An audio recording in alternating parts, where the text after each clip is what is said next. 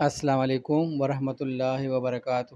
حدیث نمبر ہے 5635 مشکات شریف میں حضرت ابن عباس بیان کرتے ہیں کہ رسول اللہ صلی اللہ علیہ وآلہ وسلم نے فرمایا، میں نے جنت میں جھانک کر دیکھا تو اس میں اکثریت فقراء کی تھی، یعنی غریب لوگ تھے، اور میں نے جہنم میں جھانک کر دیکھا تو میں نے دیکھا کہ وہاں اکثریت عورتوں کی ہے۔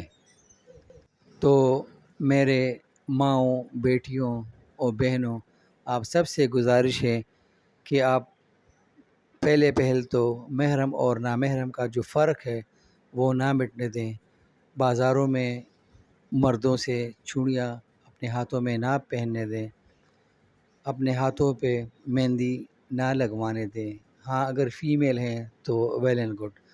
اچھا، اس طرح آپ اپنے لباس کا خیال رکھیں، یہ نہ سوچیں کہ جی یہ آج کا فیشن ہے، فیشنیبل ڈیزائنز ہیں، تو ان چیزوں کو چھوڑ دیں، اپنے اسلامی اقدار کو اپنے سامنے رکھیں، تو آپ کی آخرت بھی سنور جائے گی اور آپ لوگوں کی دنیا بھی سنور جائے گی۔